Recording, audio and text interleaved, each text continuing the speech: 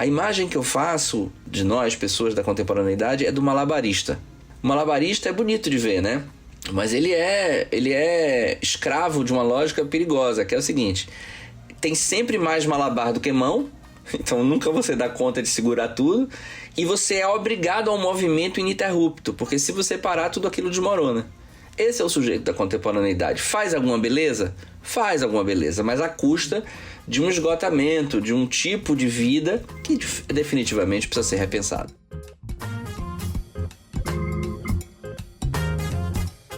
Se você está se sentindo como esse malabarista que a gente acabou de ouvir, a caminho do esgotamento, é preciso dar um jeito, encontrar um caminho para reinventar a sua vida. Quem fala isso é o psicólogo Alessandro Marimpietri, esse que você ouviu aí, o convidado dessa edição.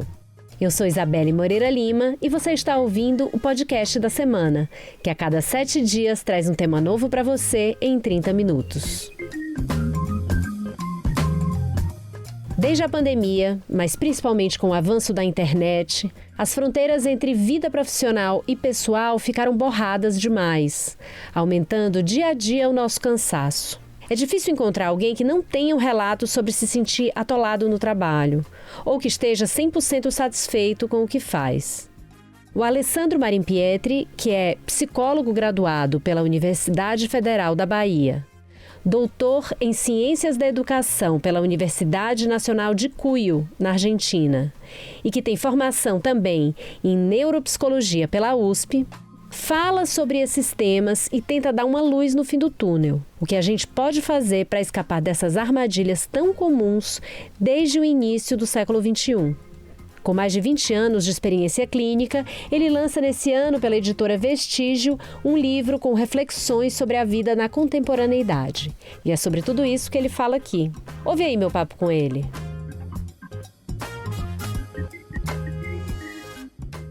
Alessandro, muito obrigada por ter topado esse convite de falar hoje sobre saúde mental e trabalho. Eu que agradeço o convite, acho um tema urgente e que bom que a gente vai poder falar disso. Olha, a gente tem percebido que o trabalho é uma fonte de abalos na saúde mental das pessoas. Então, para começar, eu te pergunto, como é que a gente identifica que tem esse problema, né? E o que a gente deve fazer quando isso acontece? Se eu tenho problema, o que eu devo fazer? Qual é a primeira coisa? Eu acho que a gente tem que pensar que o sofrimento psíquico relacionado ao trabalho, ele pode estar relacionado sobre várias dimensões. Boa parte dos brasileiros, eles sofrem uma grande ansiedade relacionada ao trabalho, não tanto pelo excesso, mas pela precarização do trabalho. Então nós temos uma população imensa no Brasil que vive uma ansiedade de sobrevivência. Conseguir pagar as contas no final do mês, conseguir que a sua casa não seja invadida por alguma situação de violência, conseguir levar menos de 3 horas para se deslocar nas grandes cidades para chegar até o trabalho, ser remunerado de maneira digna. Ou seja, essa precarização que a gente vive abala um número imenso de pessoas na nossa sociedade. E já um outro grupo que tem trabalhos, até tem uma remuneração adequada, mas tem uma sobrecarga de trabalho, né? Então, a primeira coisa que a gente precisa identificar é que isso não está em nós. Isso está no mundo, de maneiras diversas, de formas plurais, mas afeta muito diretamente a minha intimidade, a minha subjetividade, a maneira como eu lido com isso. E como o mundo contemporâneo tenta fazer a gente acreditar que tudo depende da gente, tenta descontextualizar as coisas, e é como se o meu sucesso fosse fruto da minha capacidade, o meu insucesso idem, termina que nós, pessoas desse tempo, ficamos muito ansiosos com a nossa performance e ficamos muito preocupados em saber, será que eu estou adoecendo? Será que eu estou sofrendo? Será que eu não estou dando conta? Então o primeiro recado que eu daria assim, para todo mundo que está nos ouvindo é dizer, olha para os lados, abre as janelas, circula na vida, procura alguém que não esteja, de certa maneira, sofrido com a questão da ansiedade no mundo do trabalho hoje. Ou por falta dele, ou por precarização, ou por excesso e tal. É muito difícil.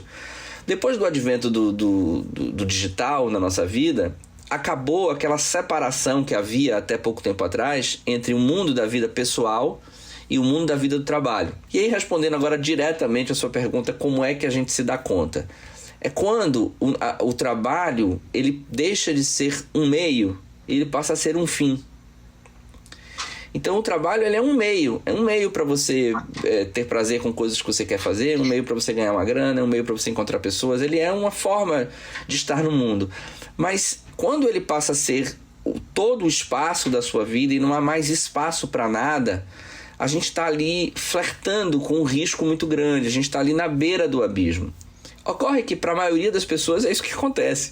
A gente é muito cooptado, a gente é muito engolido por essa lógica performática, por essa sociedade do desempenho, né? Como o Ramos chamou, essa ideia de que a gente precisa provar para nós mesmos e para o mundo que a gente tem esse desempenho. Então, eu acho que o primeiro sinal é esse. Qual é o lugar que isso ocupa na sua vida? E que outras dimensões da sua vida você consegue manejar a contento? A imagem que eu faço de nós, pessoas da contemporaneidade, é do malabarista. O malabarista é bonito de ver, né? Mas ele é escravo de uma lógica perigosa, que é o seguinte: tem sempre mais malabar do que mão, então nunca você dá conta de segurar tudo, e você é obrigado ao movimento ininterrupto, porque se você parar, tudo aquilo desmorona. Esse é o sujeito da contemporaneidade. Faz alguma beleza? Faz alguma beleza, mas à custa de um esgotamento, de um tipo de vida que definitivamente precisa ser repensado. Agora, você falou um negócio ali que é doloroso, que é o seguinte: se não depende da gente, se é a contemporaneidade que nos impõe isso, como é que faz? O fato da gente não ter controle não significa que a gente não tenha alguma chance de gestão disso. Eu vou te dar um exemplo que talvez ajude a gente a pensar. Se a gente não tem hoje, na nossa rotina, 20 minutos por dia para cuidar da nossa saúde física, a gente está fazendo uma escolha estratégica muito equivocada, porque se a gente não tiver saúde física, a gente não consegue fazer nada. Então a gente precisa fazer um mínimo de exercício, etc. Mas isso não é culpa sua.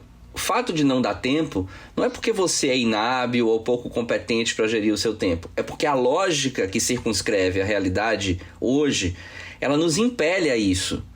Mas o fato de isso existir não nos desobriga de fazer algum manejo, porque a gente vai precisar fazer um manejo sob pena de pagarmos com a nossa própria vida essa maneira irresponsável, inconsequente, que essa grande engrenagem inventou para a gente existir.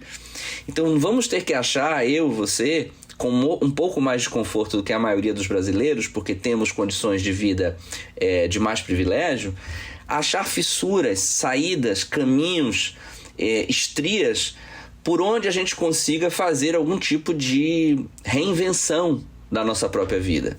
Eu acho que o sujeito contemporâneo ele é muito impelido a reinventar a própria vida, porque é um cenário de muita incerteza, de muita velocidade, de muito trabalho, de muito cansaço e de muita informação.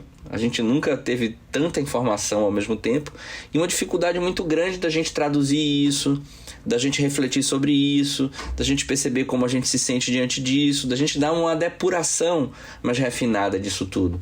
Então eu acho que o sujeito contemporâneo ele vive, por um lado, tentando se convencer de que ele precisa dar conta sozinho. Por outro, quando ele consegue ver que não, que isso é fruto de uma lógica, ele fica muito apequenado. E cabe a gente tentar achar um meio termo entre essas dimensões para conseguir fazer um manejo possível disso tudo. A gente vê também muita gente com diferentes trabalhos ao mesmo tempo, né? E ninguém faz uma coisa só mais.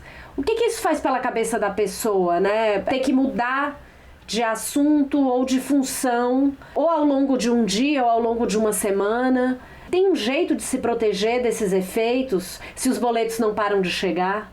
Essa é uma ideia muito interessante, porque a gente criou uma ideia meio mercadológica de que fazer várias coisas ao mesmo tempo é um diferencial produtivo. Então é muito comum a gente ouvir isso como uma possibilidade de se produzir mais, enquanto que o que a neurociência vai mostrar não é muito nessa direção. Essa capacidade de fazer várias coisas ao mesmo tempo, ela é bem limitada, efetivamente. Então a nossa capacidade de concentrar a atenção num foco por um determinado tempo é um diferencial para nós, enquanto humanidade, incrível. Agora, fazer isso sobre vários aspectos simultâneos, ele pode sim ser um pouco adoecedor, porque a sensação que a gente fica é uma areia movediça, sabe? Quanto mais a gente se move, mais a gente afunda. Então, ao invés da gente ter a sensação daquela satisfação do check, deu, fui, cumpri, a gente vai vendo que o volume vai aumentando, porque é como se a gente não estivesse conseguindo dar conta de tudo que a gente tem para fazer. Uma saída para isso Primeiro, essa crítica, né? Ter essa capacidade de criticar, de que nem sempre isso é uma vantagem. Claro, há pessoas que talvez se beneficiem de ter desafios simultâneos, porque especificamente para aquele funcionamento isso dê certo. Mas para a imensa maioria, não. E o segundo é a capacidade de planejamento. O planejamento ele é muito útil para a gente, porque ele economiza uma energia do cérebro e tem que se adaptar. O cérebro ele gosta muito de padrões e tal. E a previsibilidade, você saber que você vai fazer uma coisa e em seguida outra e outra e outra, aquilo vai lhe dando uma capacidade de não precisar gastar tempo e energia com essa necessidade de adaptação diante do novo, que produz para o cérebro um estresse. Toda vez que ele tem que se adaptar, ele está submetido a um estresse. Então, a capacidade de planejar é uma saída. Só que o que acontece hoje com os discursos da produtividade, né? À medida em que a gente vai produzindo mais, a gente vai avolumando a demanda. Isso é muito comum nos ambientes corporativos e etc. Ou seja, levar a pessoa naquele limite mesmo. E aí os planejamentos eles começam a claudicar, eles começam a furar, porque aquilo que você planejou não se executa e etc. E aí a gente tende a não fazer os planejamentos, submetendo o nosso funcionamento a um estresse muito maior. Então o problema não está no planejamento, está no excesso. Então muitas vezes o planejamento ele paga um preço quando na verdade a conta deveria ser desse excesso, desse volume que não cessa, dessas métricas que são sempre elevadas, o sarrafo sem fim, e isso, ao contrário do que se crê, não aumenta a produtividade. Então essa é uma lógica que a gente precisa desconstruir. A ideia de que a gente levar o sujeito ao máximo dele pode produzir mais, pode ser beneficioso para qualquer negócio, é um equívoco que cada vez mais a gente tem provado pela ciência. A pessoa que está vulnerada do ponto de vista da saúde mental, ela tem um problema imenso e ela não vai conseguir contribuir nem para si mesma, nem para os seus pares da maneira como poderia. Então, chegar a este ponto como uma estratégia pré-determinada é um erro estratégico bastante significativo. Então, a gente precisa achar uma boa medida de ter uma atenção necessária diante do trabalho, que seja motivadora, que a gente queira desafios, etc, etc, mas dentro de um limite que não nos leve à exaustão, que não nos leve a gente se incendiar, a gente se autodestruir, porque aí, efetivamente, não sobra mais nada. Eu ouvi você falando sobre como o burnout está ligado também à lógica da superação, né? E a superação é algo super festejado hoje, tem a ver com isso que você está falando aí. A gente sempre ouve como se fosse uma coisa boa. Ai, fulano é um exemplo de superação. Então, tem uma armadilha aí também, né? Uma super armadilha, porque é como se a gente precisasse provar o tempo inteiro para nós mesmos e para o mundo que a gente pode ir além do limite. E a gente tem uma certa fobia do fracasso, da falha, do erro, da imperfeição. Isso está na estética, isso está no corpo, isso está nas linhas da arquitetura, isso está no planejamento da cidade, isso está no mundo corporativo. É uma característica do nosso tempo, essa asepsia plena, essa limpeza total, tudo muito funcional, sem garantir a possibilidade de um colorido inerente à própria humanidade. Por que isso é uma armadilha? Porque quanto mais a gente busca isso, menos a gente está produzindo qualitativamente. Ou seja, a gente tem hoje uma ideia de que as pessoas bem-sucedidas são aquelas que ultrapassam todos os limites. E o custo disso, social, simbólico, pessoal, e agora já sabemos até corporativo, dentro dos próprios ambientes de trabalho, é muito grande. Então é uma armadilha, e mais do que uma armadilha, é a porta aberta para o adoecimento psíquico.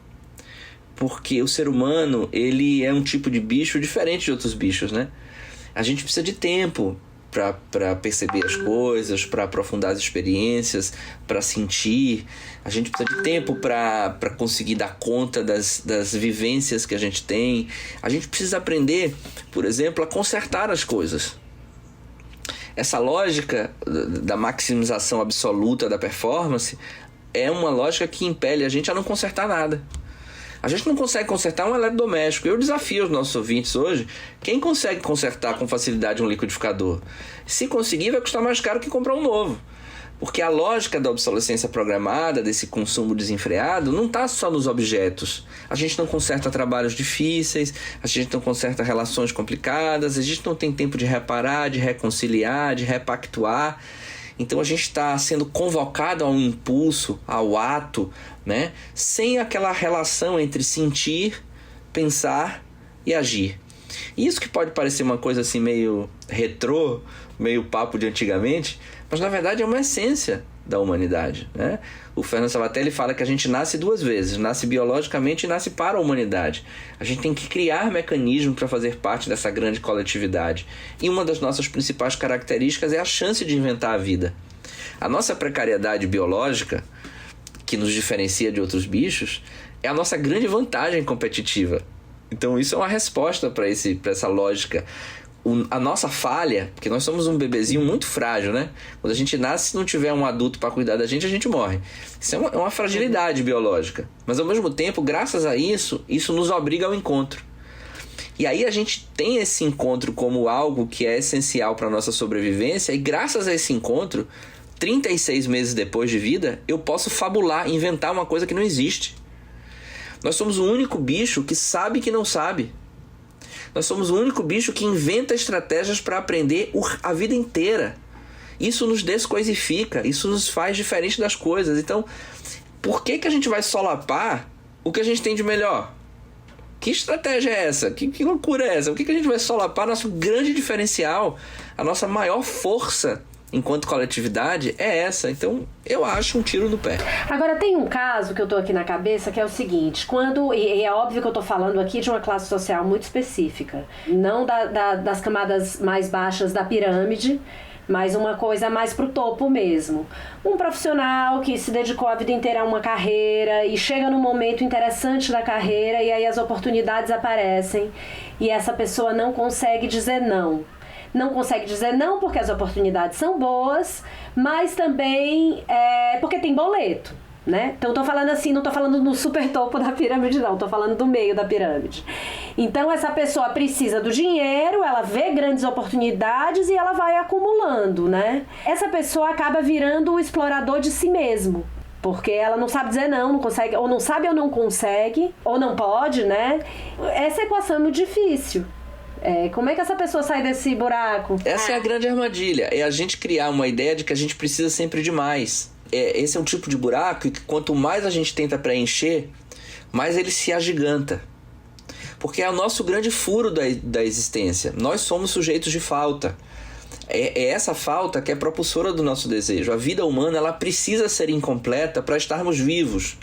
Quando nós estamos completos, morremos. Acabou. Game over, não tem mais o que fazer. Enquanto vivos formos, pra cima, pra baixo, de cabeça pra baixo, cai, levanta, ri, chora, sofre. Tem um livro muito interessante, fruto de um estudo de Harvard, de 80 anos, sobre felicidade e saúde. E a grande conclusão que eles chegam sobre o que traz felicidade e saúde para as pessoas não é carreira, não é sucesso, não é uma grana muito alta no banco. A grande variável decisiva para a felicidade e saúde é a qualidade de relacionamentos, a gente ter capacidade de estabelecer com as pessoas bons relacionamentos. E para ter uma vida boa, a vida boa não é tediosa, monótona, linear. Ela é cheia de altos e baixos, ela é cheia de dores, de dificuldades, de alegrias, de coloridos, de acinzentados. Ela é tudo que a vida tem para dar. Então, não dá pra gente achar que essa necessidade que eu tenho do excesso de trabalho é uma coisa que eu criei. Mas também não dá pra gente acreditar que eu não posso revisitar as minhas prioridades e reinventar saídas, especialmente se eu tô nesse espaço aí que você falou, ou seja, com alguma chance de manejo. O cara que tá lá muito miserável, lutando para sobreviver, que é muito difícil ter acesso à saúde, que as políticas públicas estão longe dele, que ele mora em condições muito precárias, não tem saneamento básico, a luta dele é a sobrevivência. Ele tem muito pouca escolha. Mas à medida em que a gente vai se assentando a nossa vida em alguns privilégios, a gente tem mais chance de escolha. Então a grande pergunta que se faz é assim, o que o trabalho tira da gente? Ele tira tempo, né? Ele tira tempo de vida. Então eu vivo para trabalhar ou eu trabalho para viver? Essa pergunta, que parece um pouco filosófica, e talvez alguém que esteja nos ouvindo aí do mundo corporativo ache meio conversa de psicólogo, mas é uma pergunta que todo mundo deve se fazer, sabe? Assim, eu vivo trabalhar ou eu trabalho para viver? Que parece a mesma coisa, mas não é. Então, há pessoas que vivem para trabalhar, maquinariamente, como Pedro Pedreiro, de Chico Buarque de Holanda, sabe? Que ele compôs lá quando tinha, acho que 19 anos. Que é aquele cara que tá ali esperando e no final ele deixa de ser Pedro, pedreiro, penseiro e vira Pedro, pedreiro, pedreiro. Só sobra para ele a colagem da subjetividade dele com o ofício, porque todo o resto é o vazio. Então a gente precisa entender que o trabalho faz parte da nossa vida, é fundamental, é crucial. Eu mesmo amo o meu trabalho, mas eu preciso também de outras experiências que componham esse relicário da minha subjetividade, sabe? Esse espaço sagrado daquilo que está na minha vida, para que eu consiga fazê-lo, inclusive, melhor. Para que eu tenha condição, inclusive, de trabalhar melhor e para que esse trabalho reverbere em outras instâncias da minha vida a partir de um outro lugar. Mas talvez essas pessoas que, como você, amam o que fazem, talvez estejam mais vulneráveis ao burnout, né? O que você acha disso? Sim, porque elas podem ter dificuldade de sacar qual é o limite. Não é? Porque vão fazendo ali, misturando com o prazer e etc e tal, mas o que a gente mais vê desses adoecimentos é isso, a gente vai sendo engolido pela lógica. Então a gente acha que a gente está no comando, porque essa lógica nos faz crer que nós somos like a boss, né? Nós damos as cartas. No fundo não é bem assim, e aí a gente vai se iludindo com isso, e quando a gente vê, a gente entra num colapso. Sabe, a gente tem um sinal assim muito evidente, inequívoco, de que a gente colapsou. Algumas pessoas fazem dessa queda um passo de dança e conseguem ressignificar, mas há muitas outras que se recuperam e voltam a essa mesma engrenagem. Eu acho uma perda de oportunidade. Eu acho que a gente precisa tentar ao máximo evitar isso, mas uma vez que isso seja inevitável, que chegue na nossa vida, que a gente tenha pelo menos a chance de aprender com essa experiência para ressignificar. É importante dizer, nem toda a crise leva à transformação, mas toda transformação é crise, e cabe a gente tentar redimensionar isso de uma maneira mais saudável. Alessandro, a gente vê posturas diferentes nas diferentes gerações em relação ao trabalho, né? Como é que você vê isso, né? Você acha que os jovens estão melhores que nós, que as gerações anteriores, o pessoal que está entrando no mercado de trabalho agora, está vindo com uma consciência diferente? Que avaliação você faz dessas diferenças? Eu acho que a minha geração foi formatada para o trabalho, né? Foi forjada, criada, formada para trabalhar. Seria inadmissível para a minha geração trocar um trabalho pelo nada. A gente só soltava uma corda quando a gente tinha outra na outra mão, sabe? A gente amargava ali, às vezes, um trabalho ruim para ter a chance de ter outro mais na frente, um pouco mais consolidado. E essa geração atual, ela está nos dando um sinal de que não quer mais isso. É muito estranho para a minha geração ver pessoas abandonando